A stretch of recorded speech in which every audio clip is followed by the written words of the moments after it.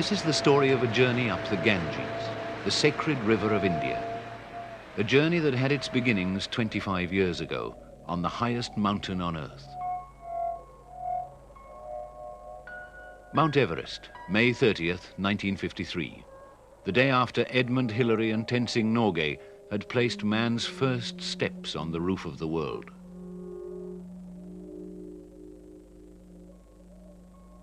For Edmund Hillary, that climb was the beginning of a new life. A life to be lived to the full amongst the peaks of the Himalayas and the people he'd come to love. There was much to do.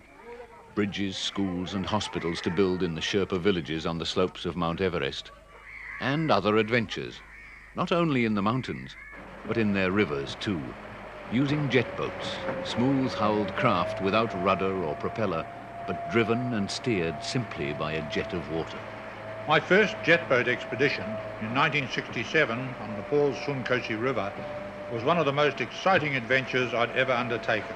We lost a boat and almost lost 4 lives. But even while we were battling our way upstream, I was wondering which river we'd try next, and a very exciting idea began to evolve. Why not tackle the Ganges, the mightiest of all Himalayan rivers? And not just its wild upper reaches, but the entire river in full monsoon flood, journeying for 1,000 miles through the very heart of one of the most fascinating lands I know. And then we'd force our way up the steepening rapids of the mountain gorges. And when the boat sank, or could go no further, we wouldn't stop. We'd climb on foot to the great Himalayan snowfields where the river has its beginnings, back to the mountains I love.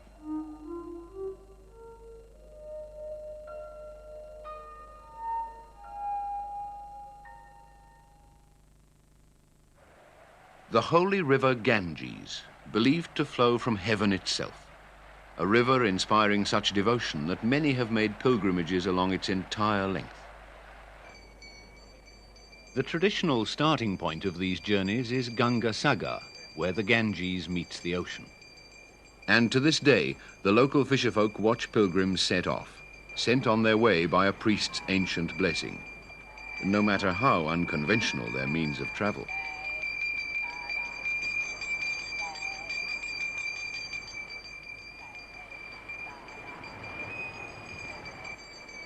Like all before him, Hillary will be sent forth with proper ceremony. For this is India, and no one here sets out on any kind of journey without first being blessed. A good luck mark on the forehead, and for good measure, on the foreheads of their boats as well. A sacred coconut broken to invoke the protection of the gods. And now the long journey can begin.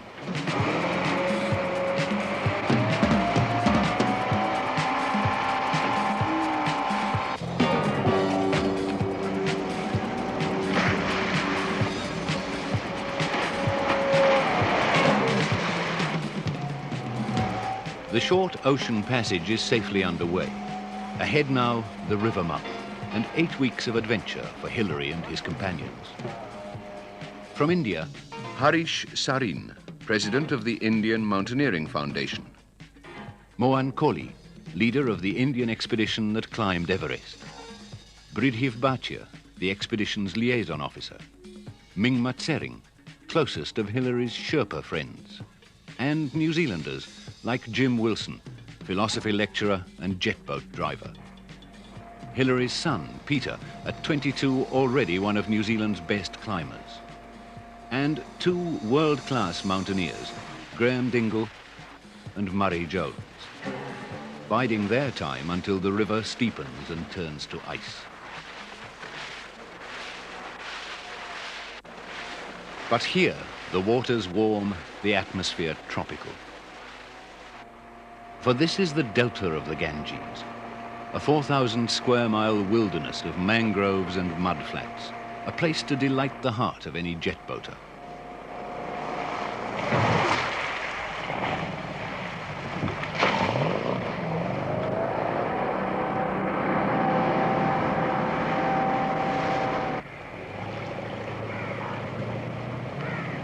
And there's another reason to linger here.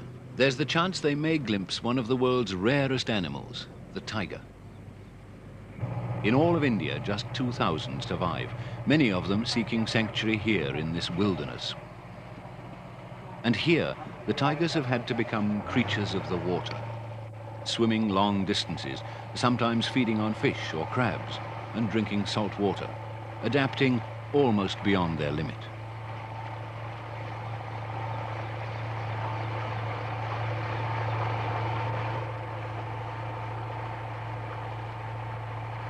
Excited by the possibility of sighting one, they head into the heart of the forest, convinced their speed and maneuverability can safely take them anywhere.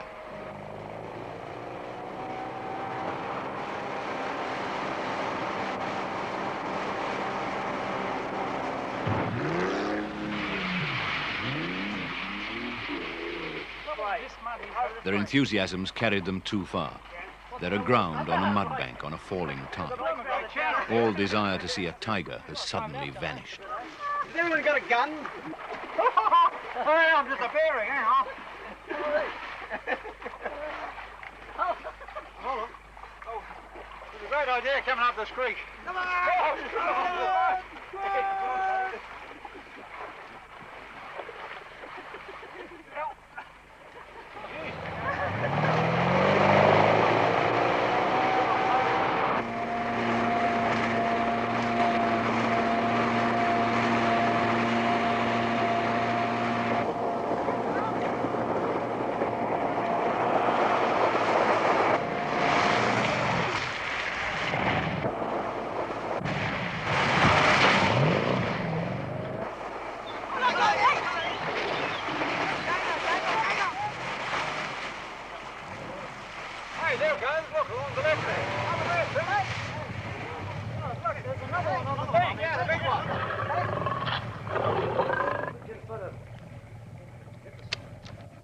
Fleetingly, it had come their way. A rare and beautiful sight. One of the last of the tigers.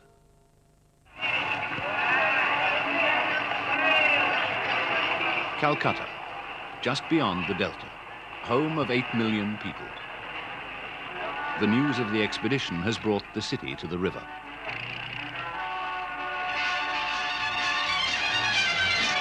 In 3 jet-powered boats, Everest hero Sir Edmund Hillary and his 19-member team are currently on a cultural pilgrimage on the holy river Ganga. At Calcutta, Sir Hillary and his team are given a rousing reception.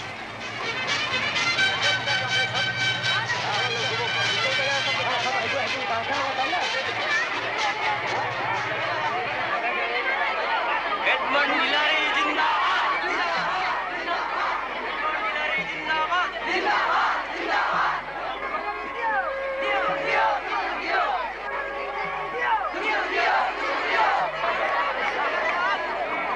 Hillary long live!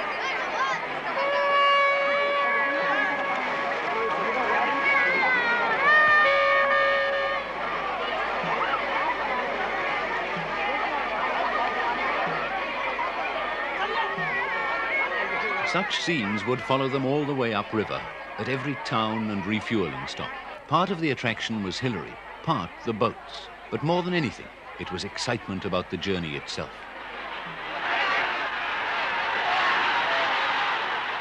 These amazing scenes made me realise as never before how much our journey meant to these people. That to them it really was the ultimate journey, a pilgrimage up the river they loved. And more than ever, we were beginning to share their excitement.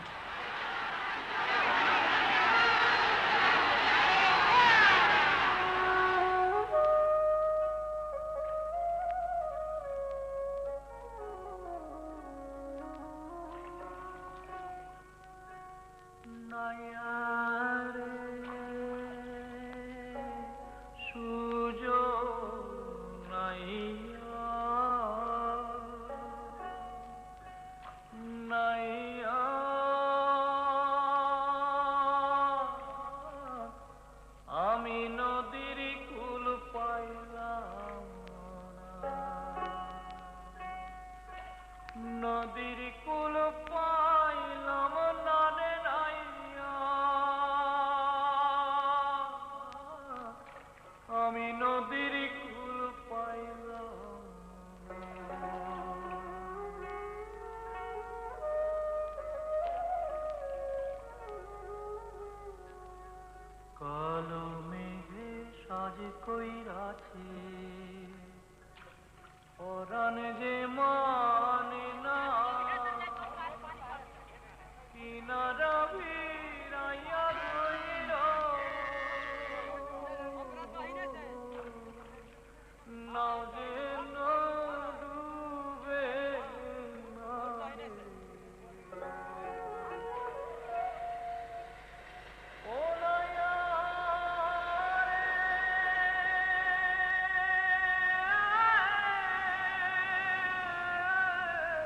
What a mighty river she is, brimming over with monsoon flood, altering course at will, turning hills into islands. A vast expanse, in places 6 miles wide, but also in places just inches deep, for the river is studded with sandbars. Sandbars into which a boat could crash, and the muddy waters give no warning of where these might be.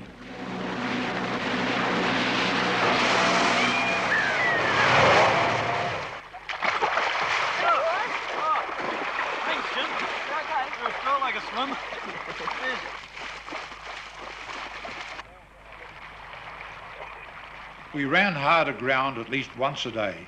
At 30 miles an hour, it was like hitting a brick wall. It was a shock to find that Mingma, one of my 2 Sherpas, had gone flying into the windscreen, badly cutting his lip. It certainly did little to diminish his distrust of boats and rivers. Got to go that way and drop right off out there. You ready to drop right off? Now we go. Go!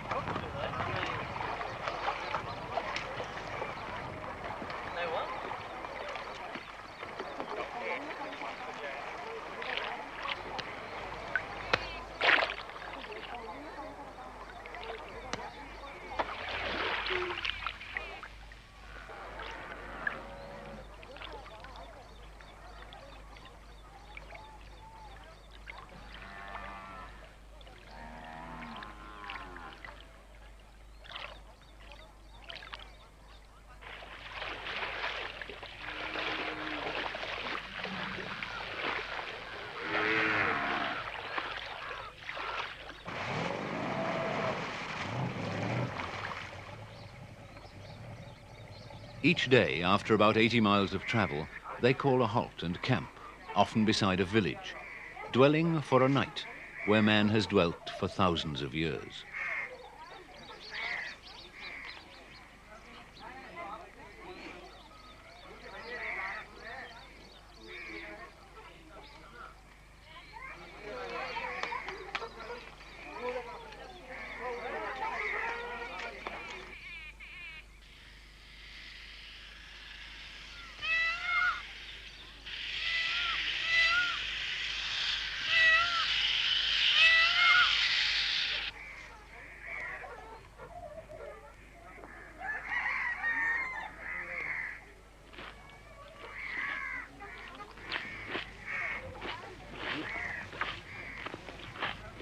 Sir Edmund Hillary, Ganga Tirtha. एकदम भीड़ एकदम कलकत्ता हाँ फिर कलकत्ता से हाँ। समुद्र समुद्र हाँ जी हाँ गिरेगा हाँ गंगा सागर गंगा सागर अच्छा हाँ, मालूम है अच्छा और गांव देखा है घूम के हाँ हाँ वो सब To the sky.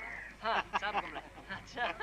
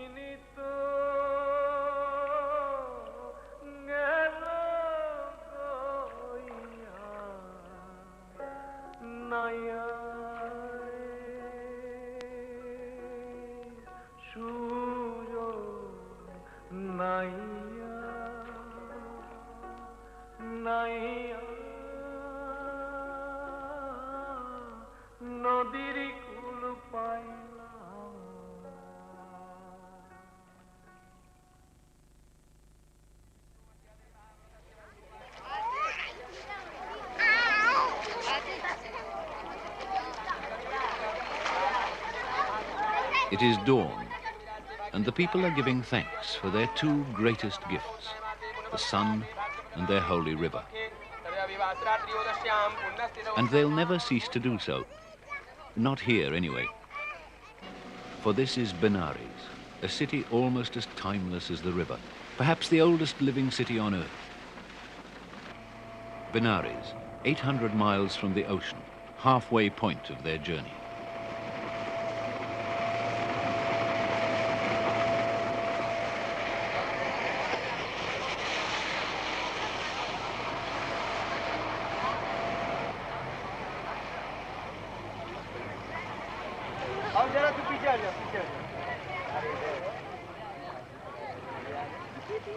No one's happier to be here than Jim Wilson. He's back where he spent 2 years completing a doctorate in Hindu philosophy. आप मजे में हैं आपका भविष्य अच्छा है योर फ्यूचर वेरी गुड विनाशनी सुखदा मोक्षदा गंगा गंगे वै परमांगति स्वर्गारोहण सोपादम. This is Jim's favorite city, as rich and varied as Hinduism itself, a city that sings of life.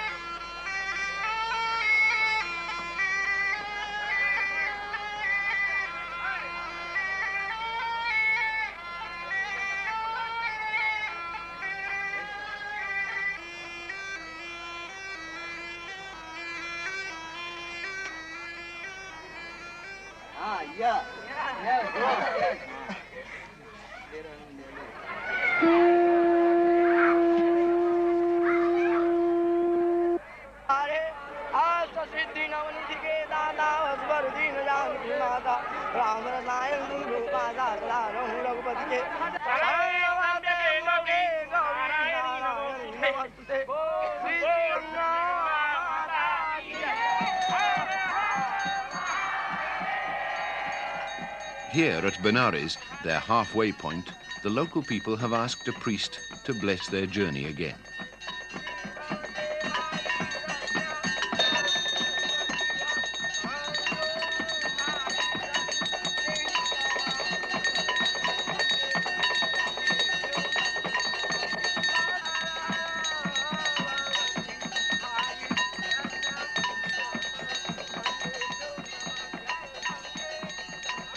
The offerings are many: flowers, the sacred flame, the water of the Ganges, and lamp boats carrying prayers to the gods for their safety in the waters ahead.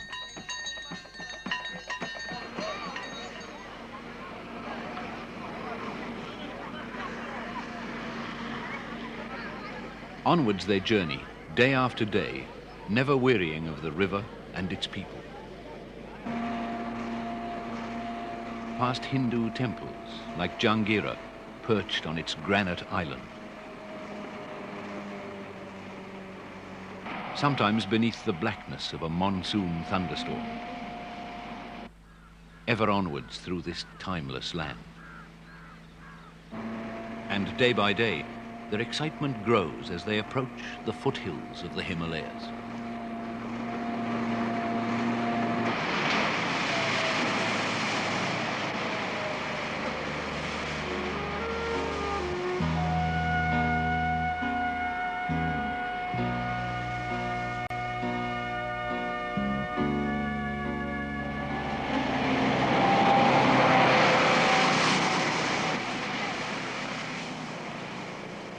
The river's steepening, but as yet so gradually that the local milkman can still do his daily run without spilling a drop. But not far beyond those first foothills, just past the town of Rishikesh, the big rapids begin, and the river steepens over the last 200 miles of its course. The challenge now, how far they can get by boat towards the snows.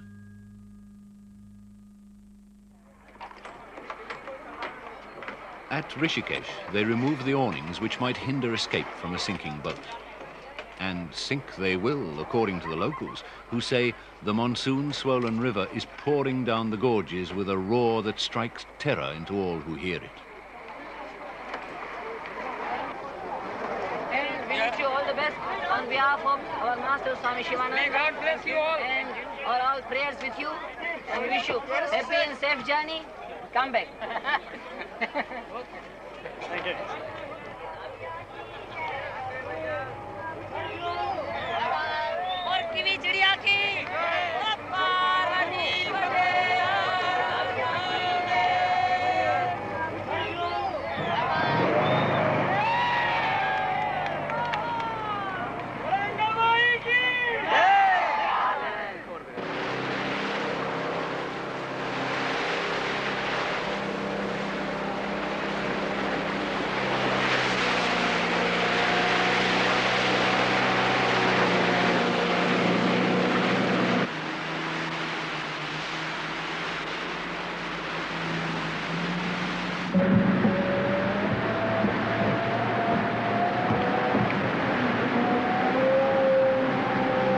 Ten miles from Rishikesh, the first of the big rapids.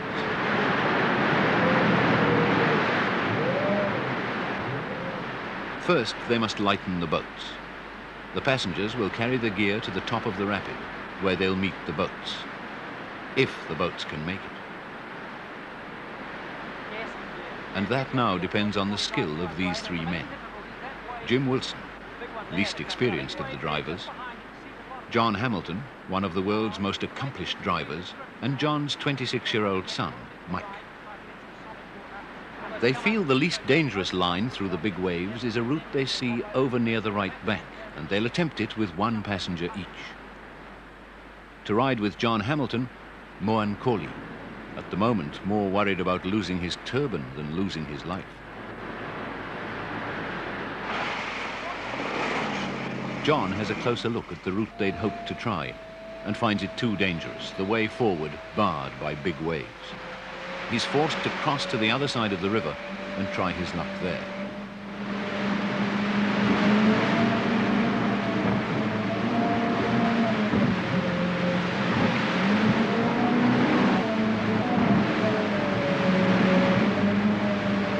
He looks ahead, trying to find a route through the wild water pouring down at 25 miles an hour.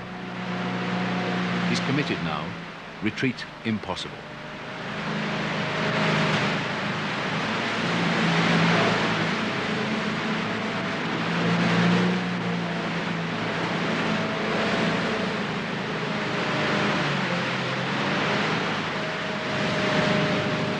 With John now through the worst of it, Mike Hamilton heads off.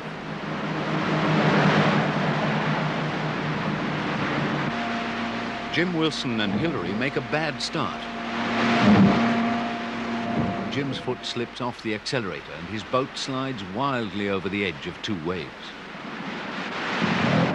He regains control, but this is no way to calm his fears about the bigger waves further up the rapid. Not much chance of swimming to safety here.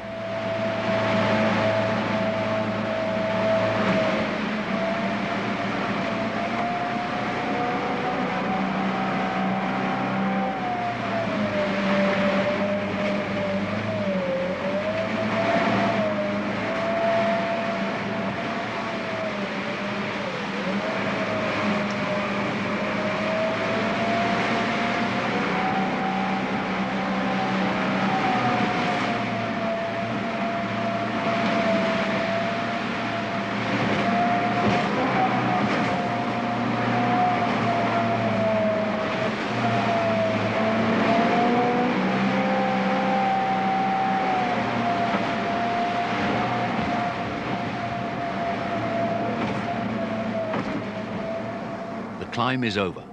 They're safely through.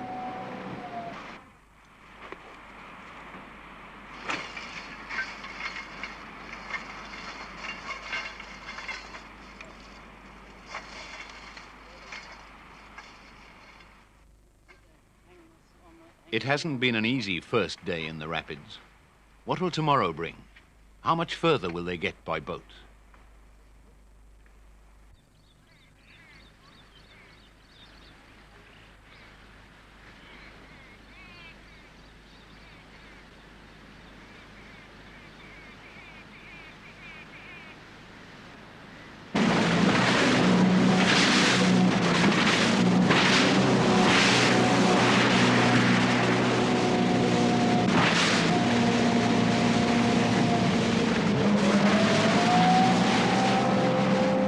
Their prayers seem to have been answered, for so far the terrifying rapid they've expected round every bend hasn't appeared.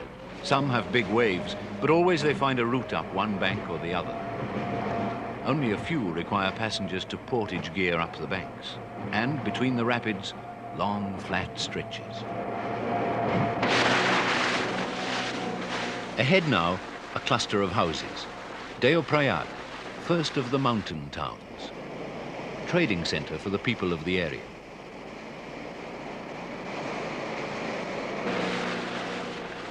They won't stop here. They'll press on to Rudraprayag, the next town. Everything's going surprisingly well. If anything, the river's getting easier.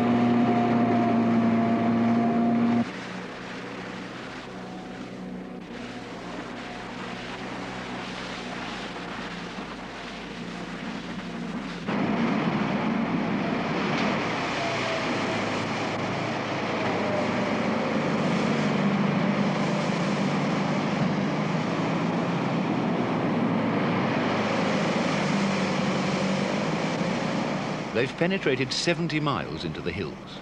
At the end of a gorge, they see the temples and houses of a town, and their spirits rise as they realize they've reached Rudraprayag. But everything changes as they draw closer. For against the cliff below the town, they see the tossing white water of a big rapid. Rocky, steep, a sharp drop of fast, rough water pouring down a boulder bank. A rapid that could bring them to a standstill. The town's already come to a standstill. Everyone's come to watch, except for those who've gone to the temple to pray for them. Others are going round the crowd laying bets, and the odds are in favor of their rapid. John Hamilton looks closely at the rapid, his boat hovering motionless on the fierce current. He heads off, easing over waves, wary of the troughs between. For a boat can plough its nose into an oncoming wave and flip end over end. And now the most difficult part, the move onto the steep, smooth tongue at the head of the rapid.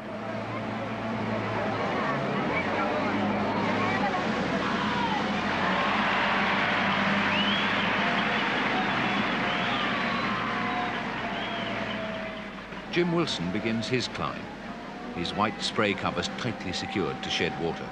Without them, a single wave could fill the boat and sink it.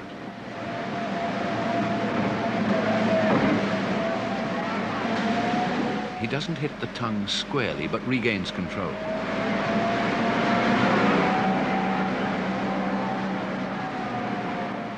Two boats are safely up.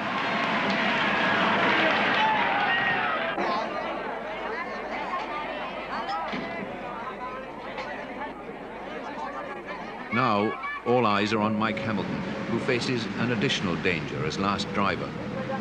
If his boat sinks, there's no one below to rescue him.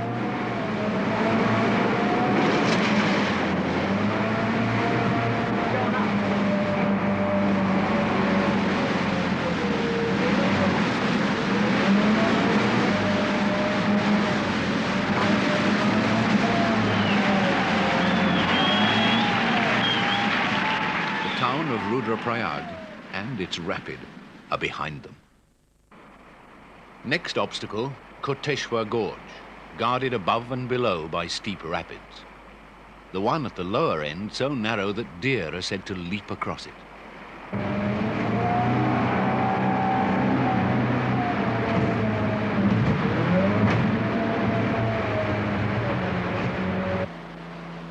They take it in their stride, but they've heard that the rapid at the upper end of the gorge is far more difficult.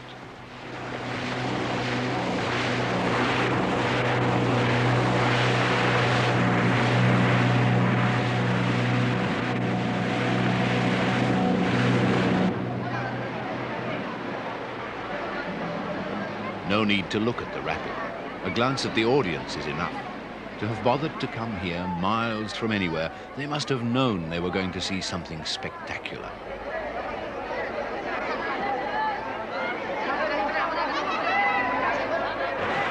It looks ominous, the water level changing unpredictably, sometimes almost flat. Next moment steep and dangerous, a fall no boat could climb. This time, the boats will be emptied completely.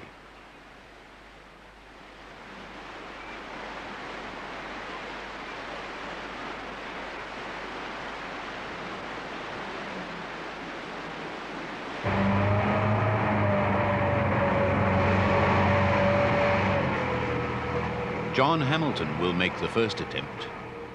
He hovers below, straining to find some sort of pattern in the turbulence, some clue as to the right moment to commit himself. Time it wrong and he could drive the bow into the steepening fall and sink.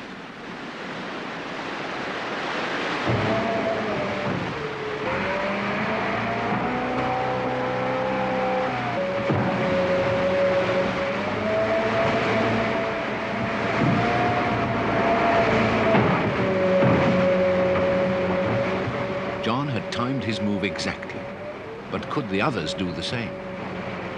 Jim Wilson, doctor of Hindu philosophy, hovers anxiously below. He knows the Hindu belief that anyone who drowns in the Ganges goes straight to heaven, but that's small comfort to him here.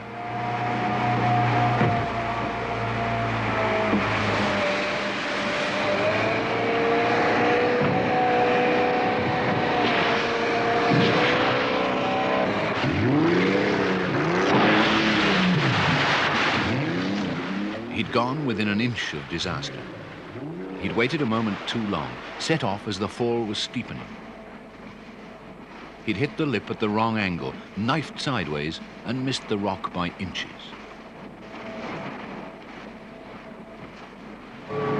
Last in line, Mike Hamilton, as cool as ever despite Jim's near miss.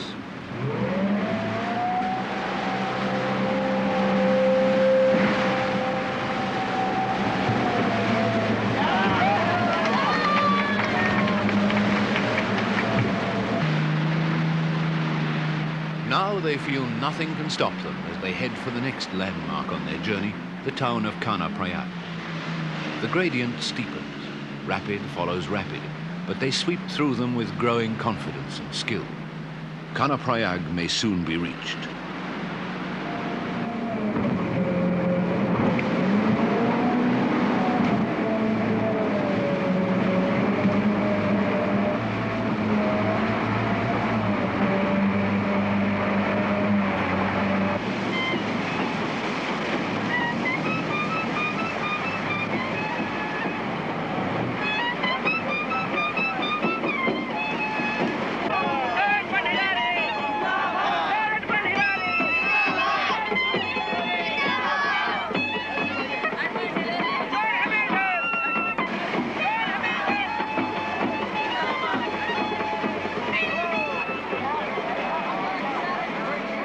The whole of Prayag is here.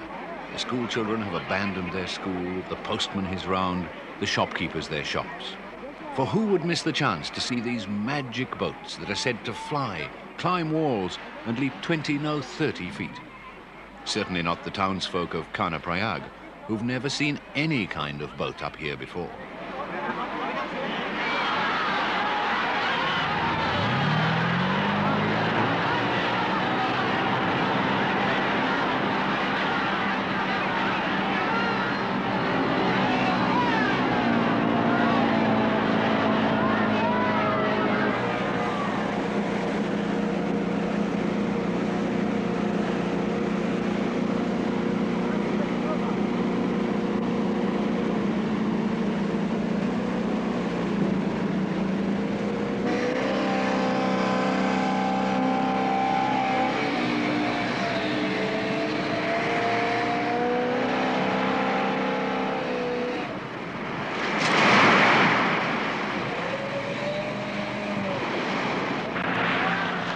the river's steeper than before, one rapid running into the next. Too many to inspect each separately. But they drive onwards with an almost careless optimism. And when danger looms just ahead, they don't see it coming.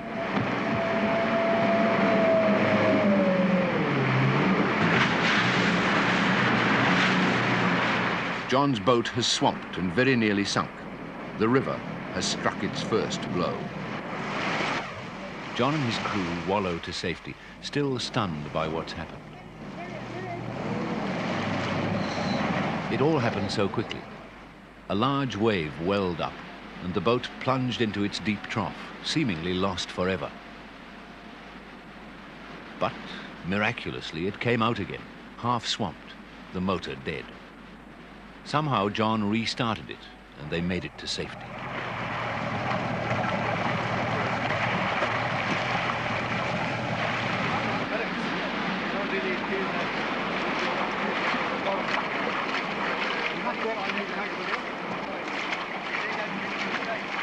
It probably wouldn't have happened if John had stopped to plot the ideal course, but the drivers had been rushing at things a little too confidently.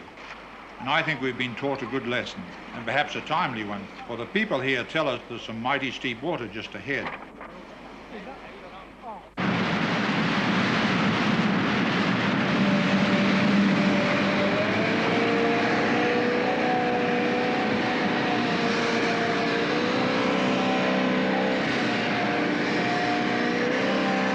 The river's steep and rocky now, climbing relentlessly.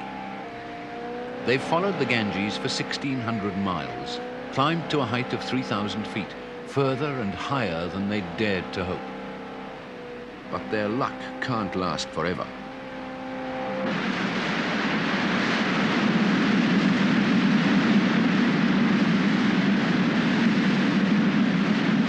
A waterfall, 10 feet high.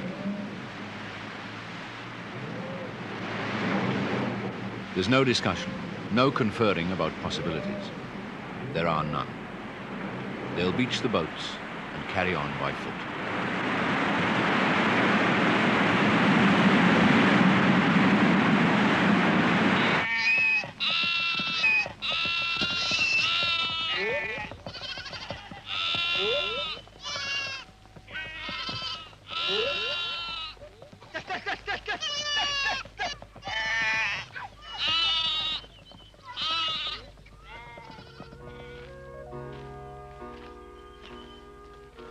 Boats safely beached, they walk towards the snows, sharing now the ancient pilgrim trails with the sick seeking health and the old seeking tranquility. All of them bound for the holy shrines at the headwaters of the Ganges, amidst the snow-capped mountains now so near.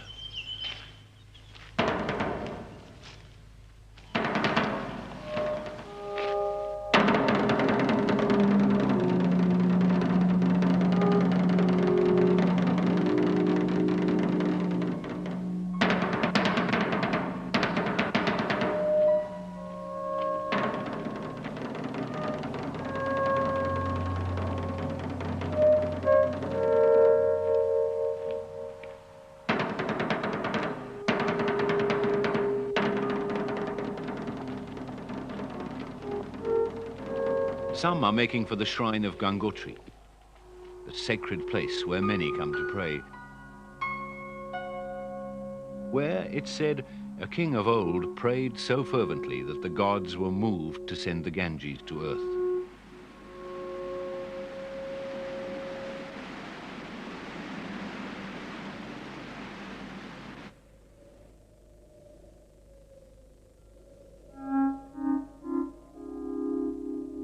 Some pilgrims journey higher still, climbing the stairway of the gods, to Hem Kund, Lake of Tranquility.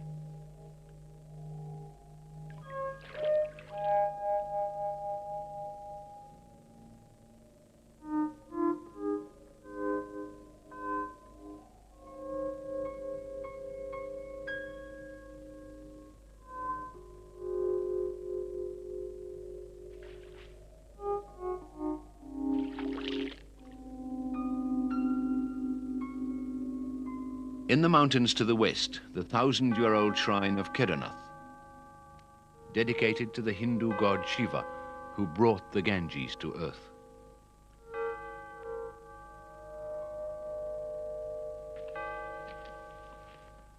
Nearby, the sacred temple of Badrinath, dedicated to Vishnu, the preserver, final goal of thousands of pilgrims. Hillary's goal lies higher.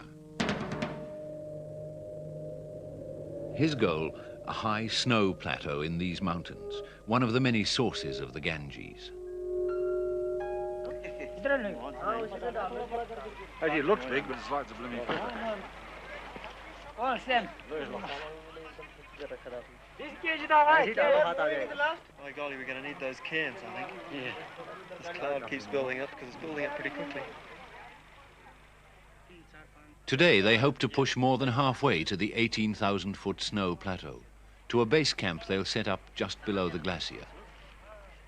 This is really quite a sentimental journey, for it was from here at Badrinath in 1951 that I set off on my first Himalayan climb, hiring porters as we have done now. Actually, some of these old fellows look like the very same men. But with their help, we hope today to get everything to base camp.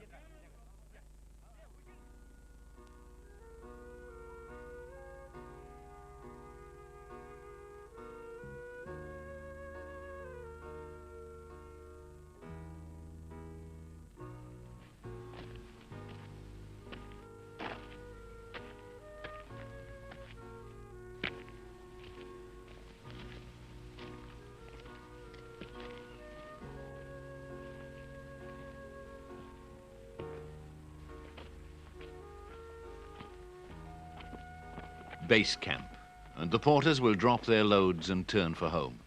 For they say this is the territory of the gods, and no man should linger here. What height do you reckon this is, Mike? I'd say roughly 15,000. Do we have the altimeter?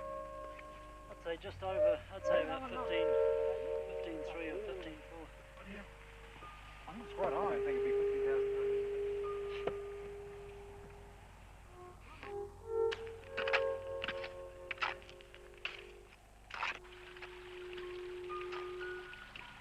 And now they're alone, alone with the river they've followed so far, alone with the mountains.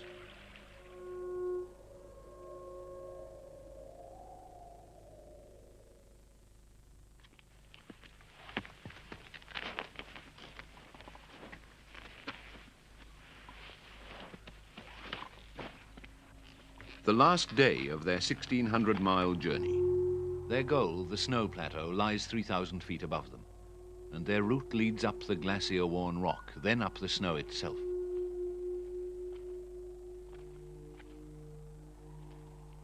With them, they carry temple flags given to them by the priests of Badrinath to plant in the snows.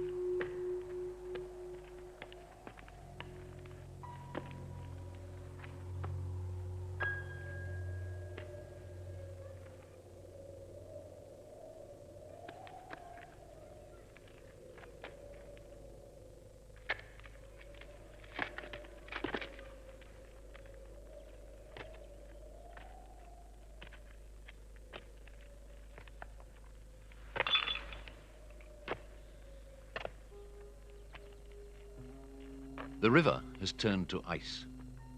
They climb into a world the local people never enter. For they believe the gods live here, and the winter is their playtime. In this season, the gods rule the mountains, and no mortals may enter. Hillary and his climbers, they say, challenge the ancient beliefs at their peril. The morning had been fine, but by midday the sky had clouded over, with a cold wind blowing off the snow. We were all feeling the altitude, and we were all carrying heavy loads, up to 80 pounds. I found myself moving slower and slower. By the time I reached our camp at 18,000 feet, I was exhausted.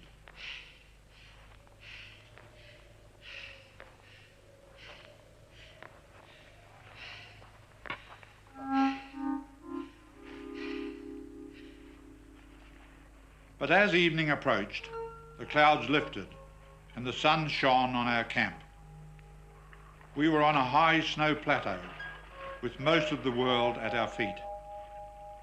I had reached the snows that feed the Ganges. I was mighty pleased to be there. Here, Hillary was taken ill with altitude sickness, and next day he left the mountain. Perhaps he had indeed trespassed too far into the sanctuary of the gods. But the others will venture higher, to the unclimbed mountain Akash Parbat. There they'll place a flag the priests have given them.